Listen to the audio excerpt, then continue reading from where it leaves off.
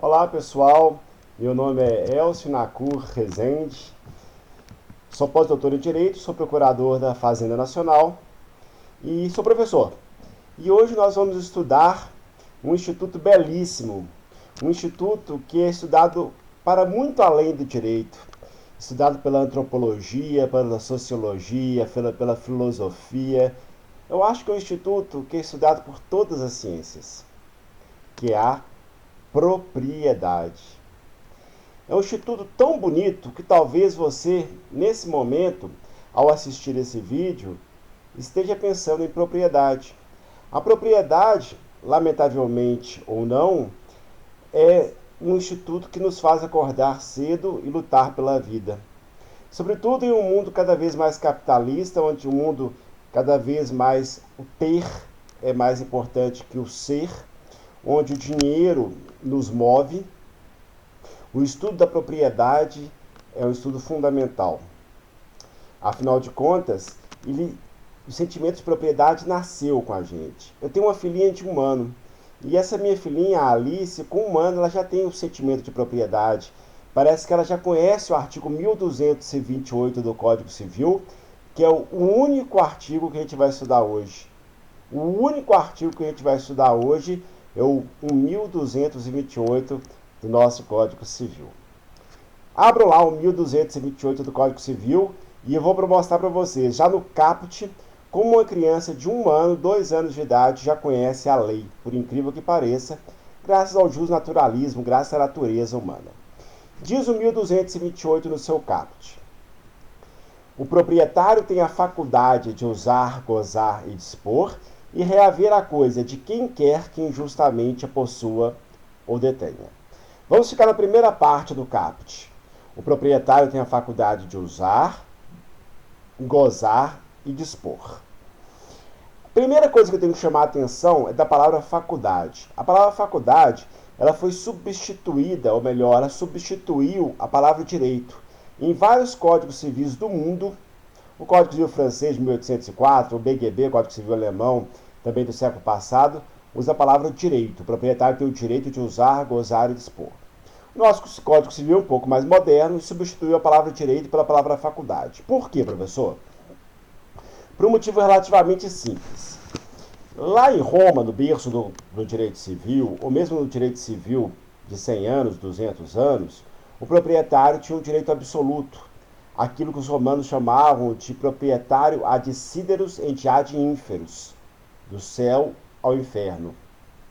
Sob esse paradigma, se sustentou durante séculos e séculos que o proprietário podia usar, gozar e dispor do seu imóvel do céu, ad sideros, ao inferno, até a profundidade do inferno.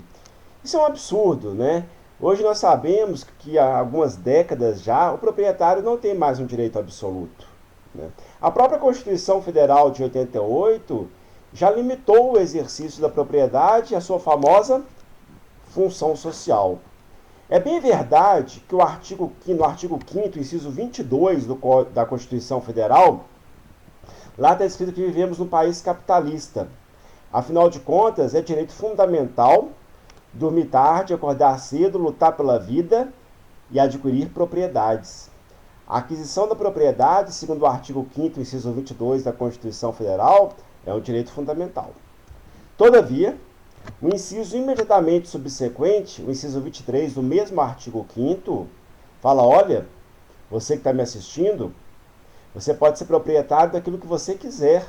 Parabéns, você lutou por isso, desde que obviamente tenha sido com honestidade. Mas todas as suas propriedades devem cumprir uma função social. Não é podem cumprir uma função social, é devem cumprir uma função social. Portanto, uma propriedade sem função social é uma propriedade ou é um exercício ilícito da propriedade. Por isso que a palavra direito ela foi substituída pela palavra faculdade no caput do 1228. Portanto, quando os códigos civis mais antigos falam que o proprietário tem o direito de usar, gozar e dispor, em latim nós falamos em ius utendi, fruendi e abutendi, usar, gozar e dispor. Isso foi substituído pela faculdade, pela possibilidade do exercício do usar, gozar e dispor ser limitado. Limitado em prol de quê?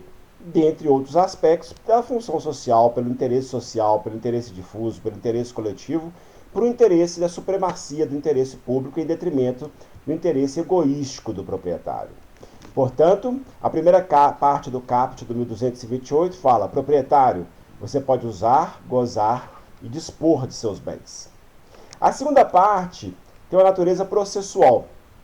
Diz: olha, proprietário, qualquer pessoa do mundo, a famosa oponibilidade erga omnes, qualquer pessoa do mundo, quem quer que seja, que lhe retire o direito de usar, gozar e dispor, você pode recuperá-lo, você pode reivindicá-lo, você pode reaver, como diz o código, reaver a coisa de quem quer que injustamente a possua ou detenha.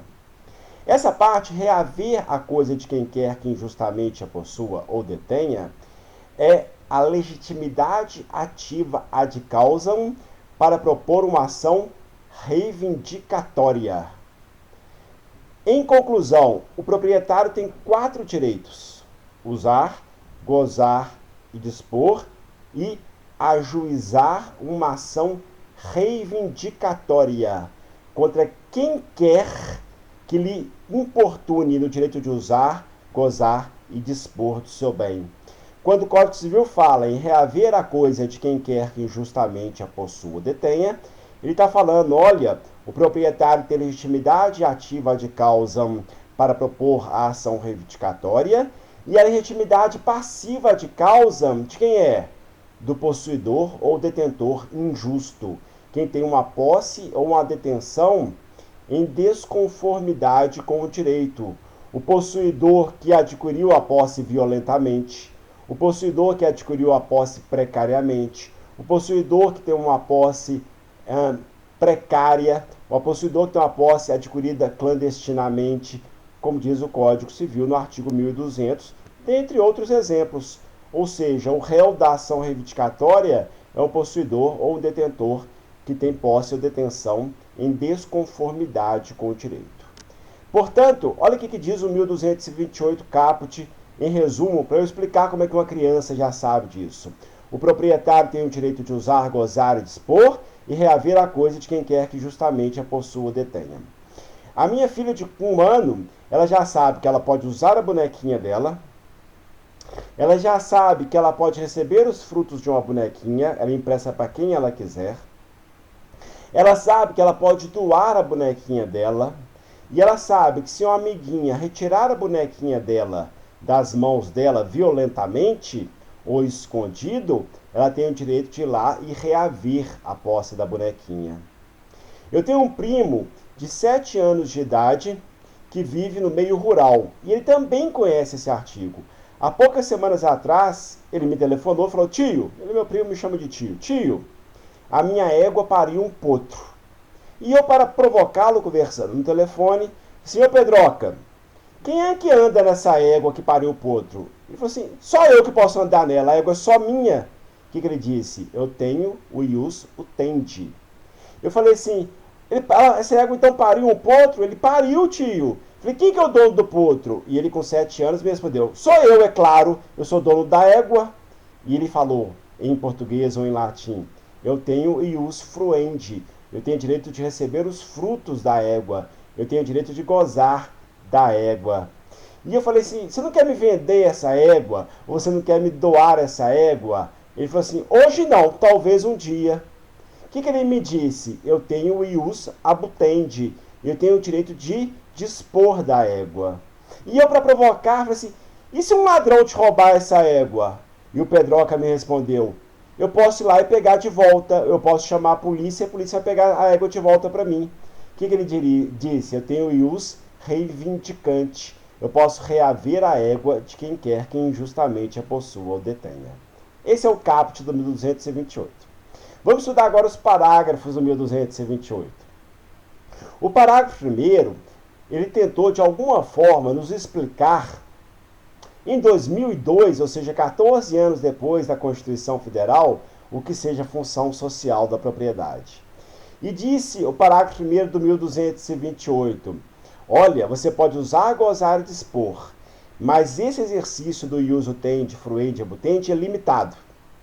Toda vez que o usar e o gozar se contrapuser a um direito de valoração maior, a um direito coletivo, a uma supremacia do interesse público, a preservação da fauna, da flora, do patrimônio histórico, artístico, um interesse da coletividade, o exercício do ius utendi, o exercício do ius fruendi estará obstado, estará repelido, será afastado. Olha só, imagine você que vai visitar a cidade de Bonito, no Mato Grosso do Sul. Aqueles pontos turísticos que a gente vê na televisão da cidade de Bonito, rios lindos, grutas, ficam dentro de propriedades privadas. Pergunta a você, pode um juiz, provavelmente através de uma ação civil pública movida pelo Ministério Público, falar, olha, proprietário, você tem até o direito de usar e gozar de sua propriedade. Você pode até cobrar ingresso para os turistas conhecerem a sua propriedade. É claro que em consonância com o IBAMA, com o IEF, com os órgãos ambientais. Mas se esse exercício estiver prejudicando a fauna, a flora, o patrimônio histórico, artístico, esse exercício estará obstado em prol de um bem maior. Sim, é possível. O parágrafo 1º do 1228 fala: o exercício do usar e gozar deve estar em consonância com as finalidades econômicas, sociais, de modo que sejam preservados os direitos ambientais previstos na lei, previstos nas portarias do CONAMA, previstos em uma série de normas de cunho ambiental. Portanto, o parágrafo 1º, de alguma forma, ele falou, olha, toda vez que o exercício da propriedade se contrapuser ao interesse social, esse exercício da propriedade é ilícito, pois afronta o inciso 23 do artigo 5º da Constituição, bem como afronta o parágrafo 1º do artigo 1228 do Código Civil. Vamos para o parágrafo 2º. O parágrafo 2º também é um parágrafo belíssimo, é de uma inteligência peculiar. Olha o que diz o parágrafo 2º. São proibidos, são defesos quaisquer atos do proprietário que sejam exercidos em abuso de direito, que sejam exercidos, segundo a doutrina, de forma emulativa. Vamos lá para o artigo 187 do Código Civil. Vamos para o artigo 187. Vamos para o 186 e para o 187. Peguem para mim o artigo 186 e o artigo 187 do Código Civil.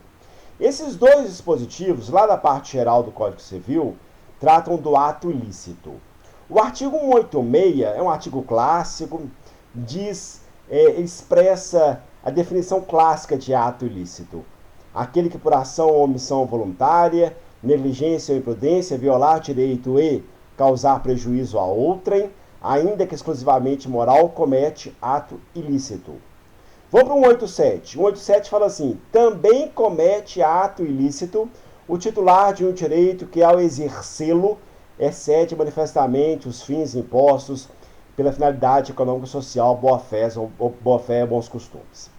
Pega o artigo 187 e transporta para a propriedade. O 187, como todo mundo sabe, ele trata do abuso de direito, uma modalidade, segundo a literalidade do Código Civil, de ato ilícito.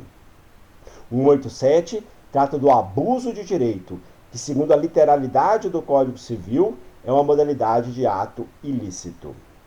O artigo 187, quando ele foi transportado para a propriedade, ele virou o parágrafo 2º do 1228. E para isso eu vou contar um caso para vocês muito interessante. Imaginem vocês, início do século passado, na cidade de Paris, e dois vizinhos confinantes, dois vizinhos lindeiros, duas pessoas que moravam em prédios contíguos, um muro com o outro. E essas duas pessoas se odiavam. Essas duas pessoas não se entendiam. Em um dia de raiva, um deles construiu no seu solo lanças pontiagudas com um único objetivo. Qual que é o único objetivo desse confinante? Prejudicar o seu vizinho confinante, o seu confrontante. Prejudicar como, professor? Um desses vizinhos, o prejudicado, tinha por hobby soltar balões dirigíveis.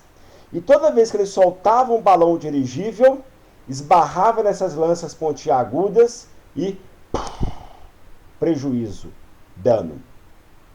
Esse vizinho, então, se sentindo prejudicado com a construção das lanças pontiagudas do seu confinante, ajuizou uma ação pleiteando no Poder Judiciário duas obrigações perante aquele vizinho que construiu as lanças. A primeira, o pedido do dano, um valor pecuniário, um quantum debeatur. E o segundo pedido, para que aquele vizinho que construiu as lanças pontiagudas as retirasse. Teve êxito ou não? Na primeira instância, não. Caiu na mão de um juiz que só vê lei na frente, lei na frente. E o juiz aprendeu de uma das primeiras lições da faculdade dele, de um professor de direito civil, mais ou menos, que disse assim: no direito civil tudo é permitido, exceto que a lei proíbe. No direito civil, a propriedade pode ser exercida de uma forma absoluta, desde que a lei não proíba. E esse juiz de primeira instância, muito legalista, estudou toda a legislação francesa e não encontrou nenhum óbice, nada que obstava a construção de lanças pontiagudas. E disse assim em sentença: julgo improcedentes os pedidos formulados pelo autor, haja vista que não existe nenhum óbice na lei francesa que proíbe a construção de lanças pontiagudas. Portanto, o comportamento do réu não foi ilícito. Muito bem. O autor, então, se sentindo prejudicado, recorreu para uma segunda instância, que caiu na mão de um desembargador mais inteligente, mais preparado, um desembargador que tem uma carga mais intelectualizada do que simplesmente a leitura da lei. E esse desembargador lembrou de um dos primeiros dias de faculdade dele. Ele lembrou que um professor muito inteligente disse para ele: olha, um dos princípios mais importantes do direito não é um princípio jurídico, é um princípio ético, é um princípio moral, é um princípio até cristão, um princípio da boa-fé, um princípio que diz: não faça com o outro aquilo que você não gostaria que fizessem consigo. Não prejudique ninguém, o princípio do neminem ladere. Não faça mal a ninguém, não lese ninguém, não prejudique ninguém. Sobretudo, se você fizer isso sem que o comportamento não lhe traga nada de bom, não lhe traga nada de cômodo, não lhe traga nada de útil. Um comportamento simplesmente maléfico, um comportamento induzido por prejudicar alguém. E essa historinha que eu acabei de contar nada mais é que o parágrafo 2º do 1228. Vejam o que disse o parágrafo 2º. São proibidos qualquer ato do proprietário que não traga qualquer comodidade, qualquer utilidade e sejam animados, sejam induzidos, sejam instados pela intenção de prejudicar alguém. Essa historinha que eu contei se encaixa perfeitamente no parágrafo 2º. O que de cômodo trouxe as lanças pontiagudas? Nada. O que de útil trouxe essas lanças pontiagudas? Nada. Por que se fez essas lanças pontiagudas? Com a simples intenção de prejudicar alguém. Esse comportamento é proibido. Esse comportamento é um abuso do direito de propriedade. Porque aquele proprietário que construiu as lanças não oferiu nada de positivo para si. Apenas fez as lanças para prejudicar outrem. É um comportamento ilícito, é um comportamento abusivo, é um comportamento emulativo. E assim sendo, transitou em julgado a decisão que determinou a retirada das lanças pontiagudas, a decisão que condenou aquela pessoa que construiu as lanças pontiagudas a indenizar o seu confinante. Vamos para o parágrafo 3º. O parágrafo 3º talvez não sua existência era despicienta, era desnecessária, porque o conteúdo do parágrafo 3º é eminentemente de direito administrativo, é eminentemente de direito público. Disse o parágrafo 3º também em homenagem à função social da propriedade. Olha, se o chefe do Poder Executivo, quer municipal, quer estadual, quer federal, ou seja, se o prefeito, sobretudo, o governador, sobretudo, ou o presidente da República, sobretudo, quiser retirar a propriedade de um particular para cumprir esse trinômio, um trinômio típico do estudo da desapropriação, qual seja utilidade, interesse ou necessidade, o particular vai perder a propriedade e não adianta dar chilique. A única coisa que vai ser discutido na desapropriação é o quantum de beatur, é o valor da desapropriação. Haja vista que a Constituição Federal disse: toda desapropriação, o pagamento tem que ser justo, prévio e em dinheiro. Vale dizer, o valor da desapropriação tem que ser um valor de mercado.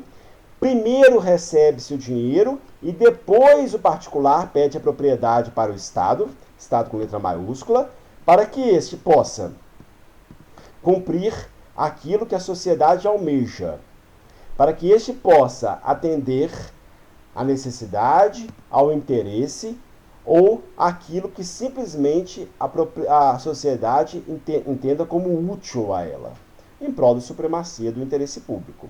Portanto, o parágrafo 3º é um parágrafo que você vai estudar muito em direito administrativo, no instituto intitulado Desapropriação,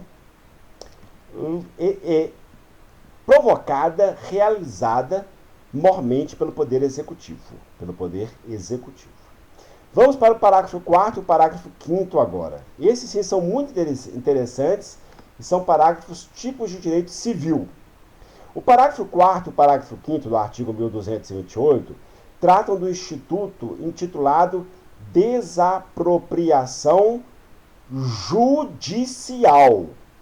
Veja bem, o parágrafo 3º que a gente acabou de estudar trata da desapropriação do Poder Executivo.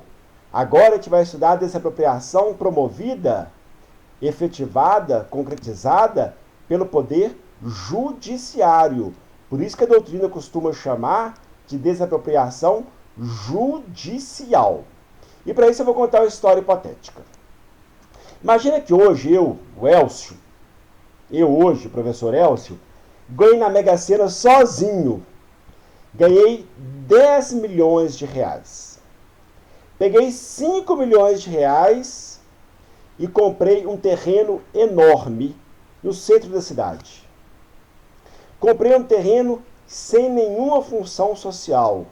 Nada construído, nada plantado. Comprei um terreno baldio. Exclusivamente para especular o mercado imobiliário. Sabendo que está um bom momento de comprar imóveis, eu comprei esse terreno na esperança que um dia o valor dele subisse e eu vendesse. Ou seja, comprei exclusivamente no interesse de especular o mercado imobiliário. E nesse terreno, repito eu, nada construído, nada plantado, um terreno sem nenhuma função social. E peguei os outros 5 milhões de reais restantes, fui torrar. Fui me divertir na Europa. Comprei e fui para a Europa. Fui para a Europa 1 mês, 1 ano, 2, 3, 4, 5, 6 anos se passaram. Acabaram os meus 5 milhões de reais e eu voltei ao Brasil. Quando eu fui vistoriar aquele imóvel que eu havia comprado há 6 anos aproximadamente, entrei em desespero. Porque esse imóvel havia sido invadido por uma galera. Um montão de gente junto e reunida. Lá construíram suas casas, seu barracão, seu ganha-pão, sua fábrica de chup-chup, sua borracharia, enfim. Ali se formou uma comunidade de baixa renda.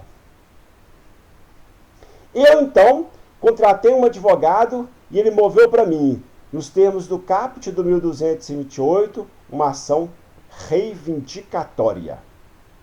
Porque disse eu, nesse mesmo vídeo, que o proprietário pode mover uma ação reivindicatória contra quem quer que injustamente a possua ou detenha o seu bem. Eu expliquei para o juiz e grampeei na petição inicial a matrícula imobiliária demonstrando a minha propriedade. Falei que aqueles réus haviam ocupado o imóvel há mais de 5 anos de uma forma injusta, porque eles ocuparam clandestinamente. Expliquei para o juiz que o imóvel é grande. Expliquei para o juiz que é muita gente que está lá, um considerável número de pessoas, mas que eu quero que eles saiam de lá, porque aquele imóvel é meu. Essas pessoas foram citadas, procuraram um defensor público. Eu já fui defensor público com muito orgulho. No ano que eu me formei, eu me tornei defensor público. E o defensor público ouviu aquela história nos seguintes termos.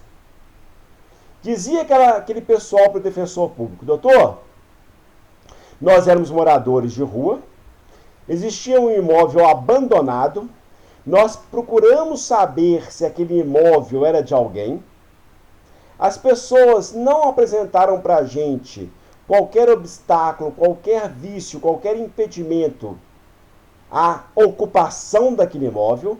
De fato, nós ocupamos sem nenhum estresse, na boa, sem nenhum obstáculo, há mais de 5 anos. Uma família ocupou, 2 famílias ocuparam, muita gente começou a ocupar, construímos ali nossa moradia e ali nós estamos ininterruptamente morando, ininterruptamente vivendo, sem nenhum incômodo, cada um no seu quadrado, cada um na sua casa, com o nosso comércio, com o nosso ganha-pão, com o nosso travesseiro à noite para dormir.